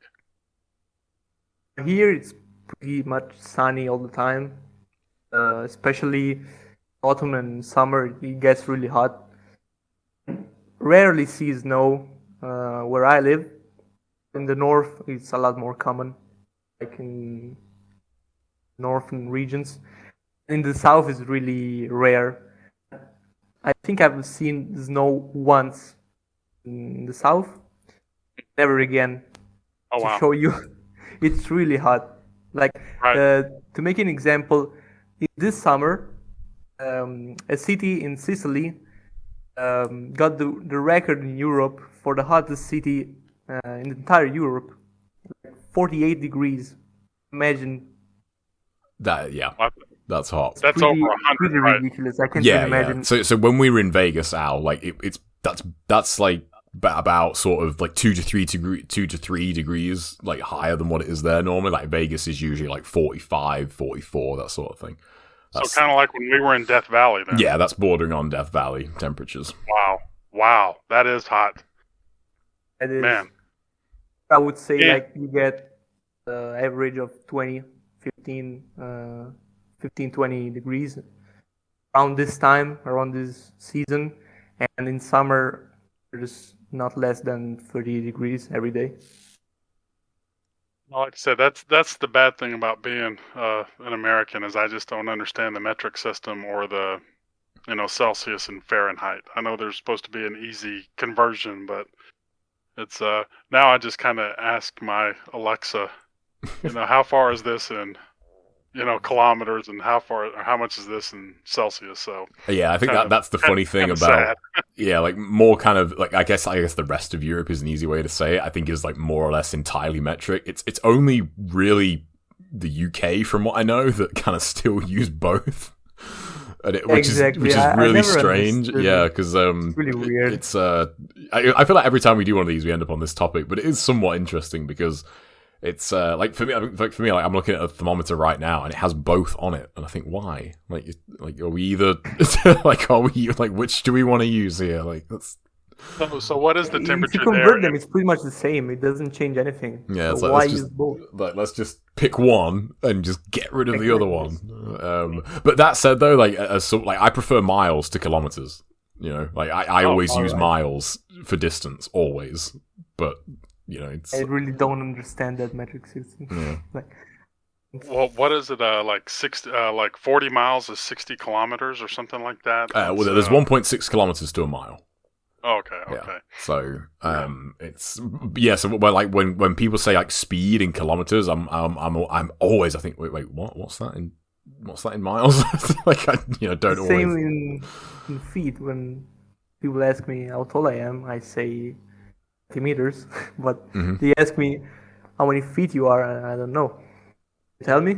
Well, I just know that a meter is a little over 3 feet, I believe. Yeah. That's right. So if you're 2 meters, you're roughly 6 feet tall. All right. I'm about 6'5", and then I'd hate to say what I am in weight. I don't know.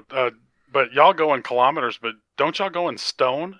JTB? Again, yes. Stone is only really a UK thing as well. I feel like most other places, if you said to someone, like 10 stone 2, they would look at you sort of, you what, mate? Like, what does that mean?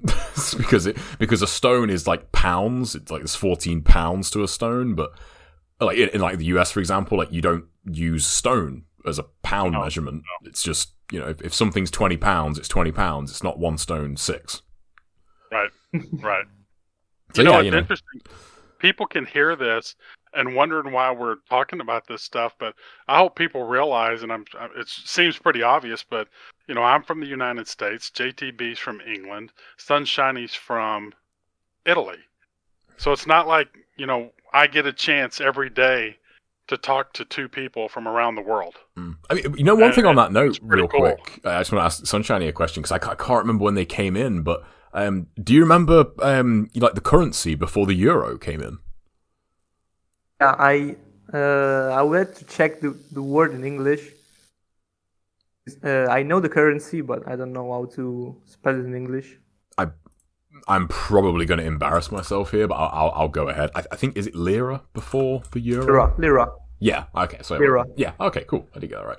Yeah. And again, I was born after the euro came over. Yeah, I was going to ask about that because like we don't use the euro here.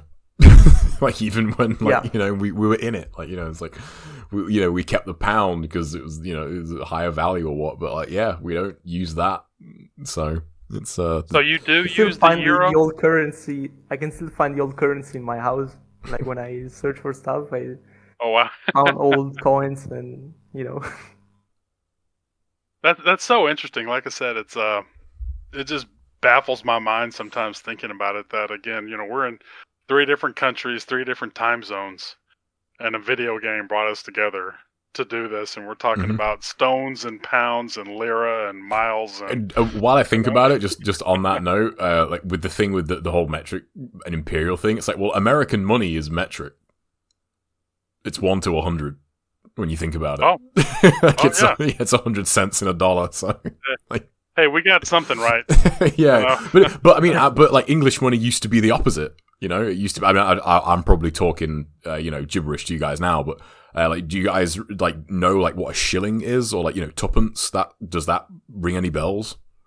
I've heard of those names, Yeah. but I don't know what any of it means in terms of value. Yeah, me too. Yeah, because that was English currency, pre-decimalization of currency. Because like my parents can remember that, they can remember what that currency was, and I'm a casual coin collector, I would say, and like I've got a lot of the decimal coins from that era.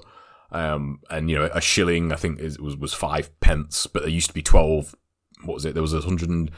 My dad's told me this so many times he's going to be annoyed. I want to say there was 112 pennies in a pound. Someone's probably going to correct me on that. But there was like 20 shillings to a pound, but a shilling was 5p, so it it was all money sounded quite confusing, honestly, back then to me. It still does. It still does today. I think 1 to 100. I think that's much easier to remember. Like 100 pennies in a pound. There we go. Sorted. There you go. So as usual, we get off topic a little bit, but it's all good information and fun. So we'll go on to picture number 6, and this is now. Was this in Rome? You are going to a soccer match, football. Still the other Polizia. day. The police. I know what that police. is. Yeah. But go ahead. What were you saying? It was still the other day when I went to the Coliseum. I went to the stadium as well, and this is the outside of the stadium. The stadium, like an hour before the match starts. You have so many controls, like and documents. But it's a slow process, so it's good to be there like 1-2 hours before. There were so many people there waiting for the match, and the thing is, the one thing I love about football is the fans, because you can really see, no matter the result, you can really see the love that the fans put into the team. And in the picture, in the next picture, you'll see the inside of the stadium, and we'll seeing get so to many that people one. was really an experience for me, because you see the flags and such. So you see the love that people put into this. It's really baffling. Well, I'll tell you what's interesting is just the carvings here on the the right-hand side of right here. Whenever you go to any kind of football or American football stadium, or even a soccer that we have, you're not going to see the history. Like, how long has this been up here? I wonder. Do they build the newer stadiums around some older, I don't want to say ruins, but really? Probably, yes.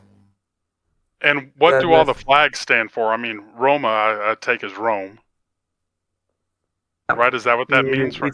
It's a local team that everyone supports there. And what is this? Lazio Merda?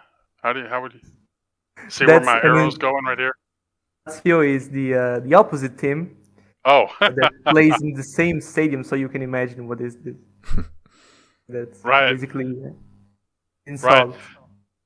So this is it's all part of the game, like right and such. Well, now that we've been to the outside, we are going to picture number 7, which is the inside. That's the inside.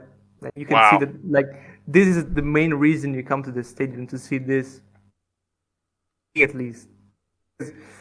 It's really, you can see the different groups of supporters depending on the flag. How long does a match usually last? Is it 90 minutes? Yeah, 90 minutes. But again, you have to be there still at least an hour before, so you can see this for a long time, at least 3 hours. Right. And the chants.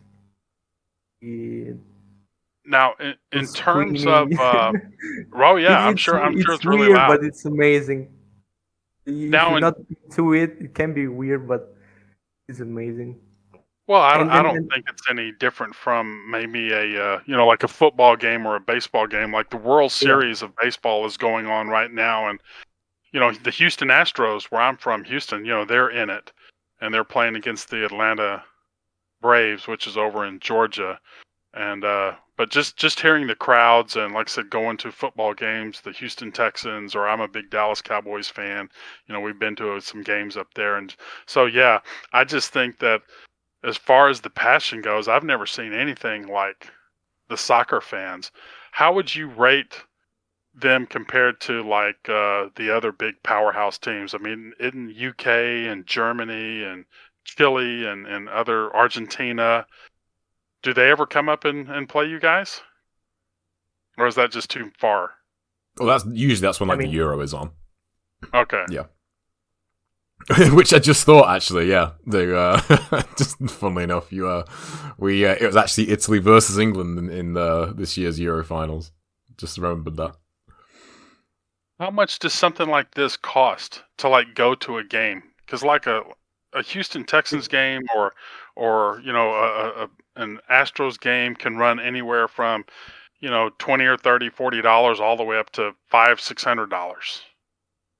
Yeah, it always depends on the place you want to go. Mine was like 30 euros. Mm-hmm. There are some places like more specific when you can watch the match in a proper way if you want. Like you a can booth see the or whole... something? Exactly. Right. You can see for a much near the stadium like field. It costs like up until $90. That's this stadium. It always depends on which stadium you wanna go. Because if it's here 30 euros, it can be 80 euros in the same place in another stadium. It always depends on on the fame of the team. Yeah. Yeah, it's kind of like that here too. Like that. Yeah. It very much depends on you can go and see a match super low. Yeah, it all like but super expensive also. Right. Yeah, if like tickets. Like if Tampa Bay was coming here with Tom Brady as quarterback versus, you know, like maybe the New York Jets, you know, the prices are going to be a lot different, you know, depending on the home team. But do you get involved with all the chants and the waves and the yelling and the screaming? Yeah. And I mean, it's always good as long as it's not extremism. Like there are some bad group of fans that are there only to make noise and to drop everything with. They throw stuff in the field sometimes, you know. Not there to enjoy the game, you know. And you said you went to this with your dad? That's only the downside. Yeah, I went with my dad and my friend. So who won? It was a draw. Oh, okay. Result is there. Yeah, 0-0. Oh, okay. Exactly.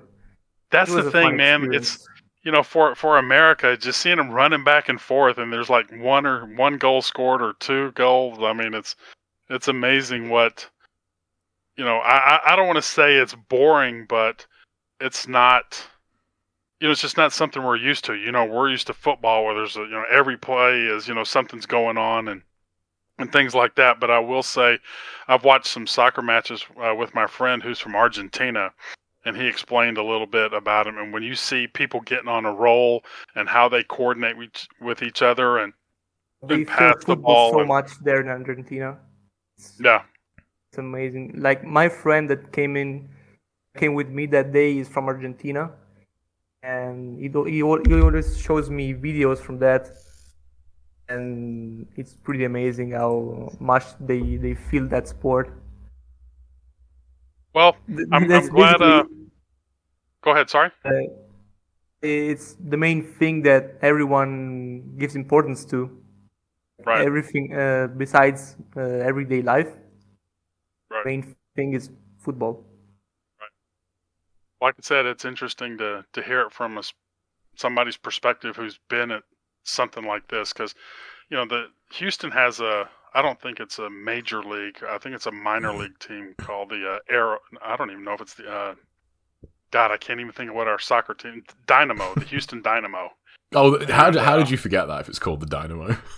Hey, I know exactly. Yeah. I was going to call it the Arrows, but that's the That was the old hockey team that used to be here. Again, it wasn't professional, but yeah, when people fill the stadium, it's not anything like this. So again, it's interesting to talk to somebody who lives that and sees it and experienced that. That's really cool. That's a question, actually. Sorry, real quick. Sorry, Al. Like football games or like baseball games, we don't really get them here for one. Like, they're not really shown. But I think the Sunshiny will know what I'm talking about. Like the crowd at a football game is very much like a part of it, like the atmosphere, like the chants and all that. Like, is that as much of a thing, like in like baseball and like American football? Like, just say like without having ever seen them, like I don't really know. The crowd is much the main part of the game. Like in this virus. Months and years that we've been through, stadium were empty, and the difference is I don't even know how to explain it. Like when the crowd came back, like from this season, it was a completely new experience for us. Yeah. Because watching a game and even being there at the stadium, the unique experience. And if you don't hear anything, if you only see the players. And nothing else, it's kind of boring and soulless. If you want the soul of the game, it's the crowd. Yeah, I can definitely understand that. Every team has the same relationship with the crowd. The team I support, this one, has a pretty strong relationship with the fans. They always ask something and they get what they want. Like. In a badge on the shirt, he asked that the new I don't know the word to the new manager. Say it in Italian. They basically a new the team was sold to another property, and the fans asking for a new badge on the shirt, which reminded us of a victory like 20 years ago. It was a memorable badge. They got that actually. Before they had never been listened to on that regard. You can see that this team has a pretty strong relationship with the fans, and it's pretty unique. And that's the main reason why I support this team in particular. Because just watching 11 guys playing football without soul, it wouldn't be the same, Crowd has to be there. Crowd is the main thing in this sport, and I really enjoy that. Well, I'm glad you got a chance to go there and also spend some time with your dad. I mean, it's really cool that y'all get a chance to do that. So going on to our very last picture here. This is a picture you said from basically where you live, just looking out the window at the sunset. On the stairs, like whenever I go out, this was taken at 7 a.m. I was going to school actually, and I saw this and I just decided to take a picture because it's the best way to start a day, in my opinion. Like seeing this really sets me in a good mood. JTB, are you close to any kind of mountains or anything like that, or hills, or is it... kind of? I mean, close, I guess, is relative for people, but I would say definitely. But like, not too far from me is, I'd say, maybe 30, 40 miles ish, like give or take. Like, there's a pretty nice. Like, they're not like huge, it's not like Mount Everest or anything, but there's definitely places near me.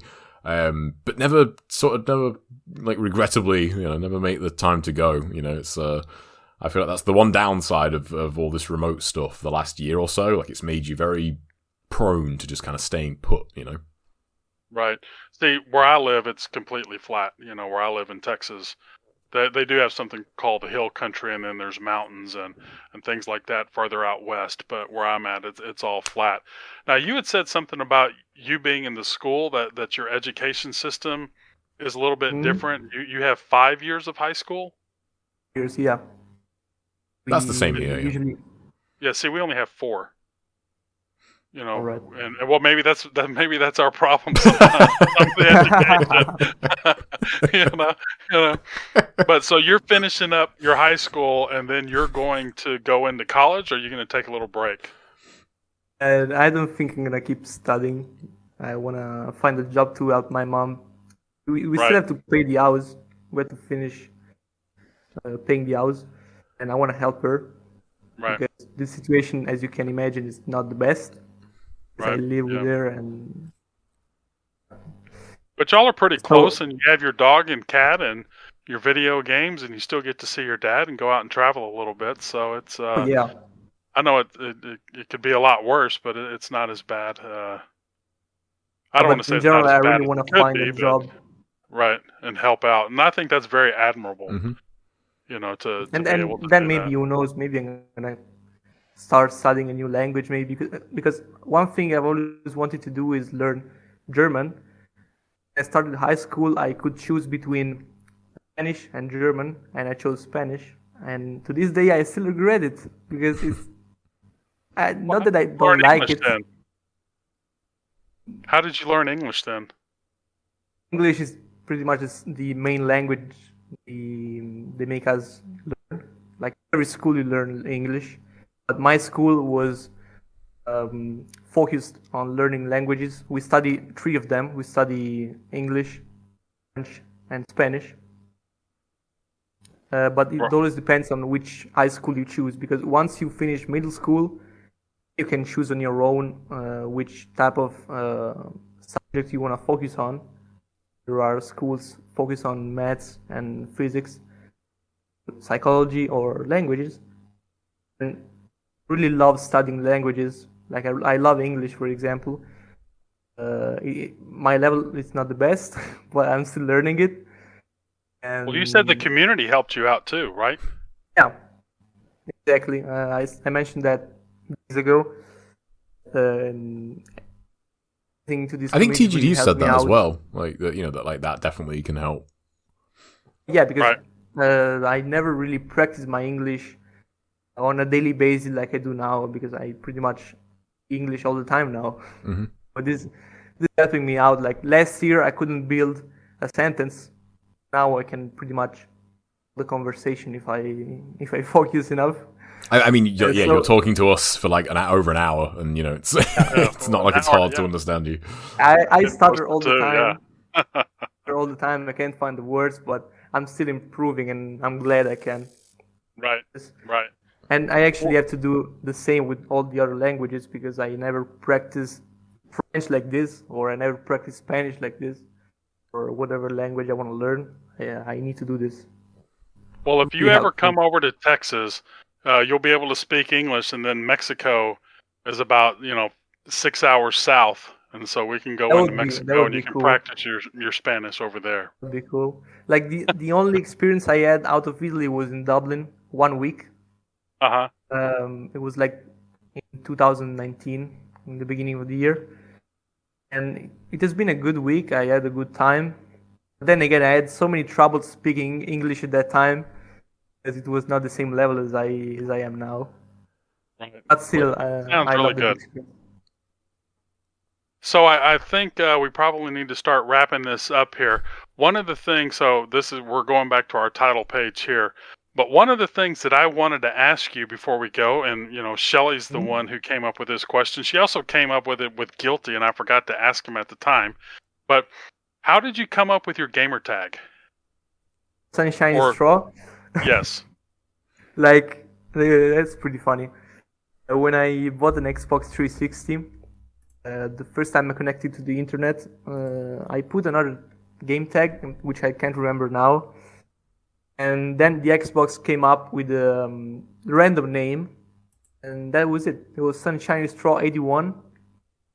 And only a few months ago, I got rid of the 81 because people were keep asking me, "Hey, you're from 81. You're pretty old." And I was, no, Please. 2002. Please.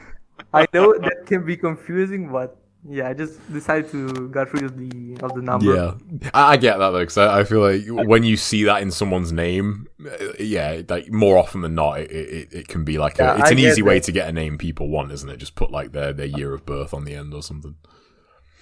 You know, it's interesting. That's how you came up with your name, or Xbox picks your name. But you're also in good company, because I believe that's how Pure Grunt's name was picked. He just let Xbox pick that, all those years ago, and he's one of the champions at the Hurricane packs and everything. But so no fancy anything. It's just this is what Xbox came up with, and that's what you're going to be called. And how long have you had it now?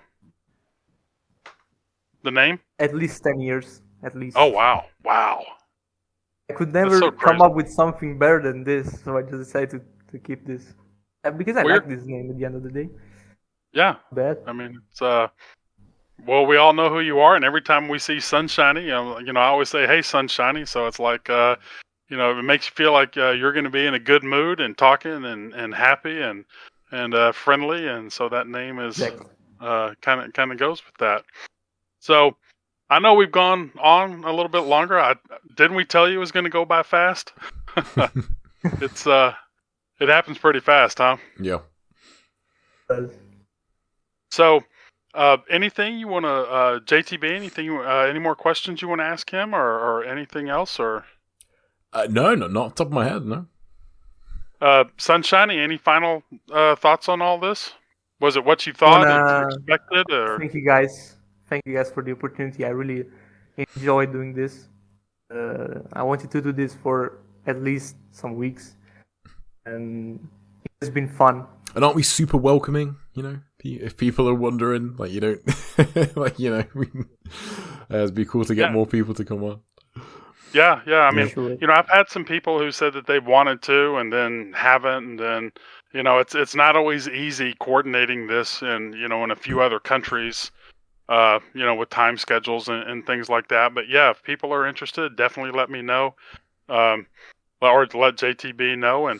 But again, Sunshiny, thank you so much for doing this and allowing us the opportunity. And I hope we didn't ask any offending questions, but it's good to hear a little bit more about you and watch your gameplay. And thanks so much for coming on. I really appreciate it.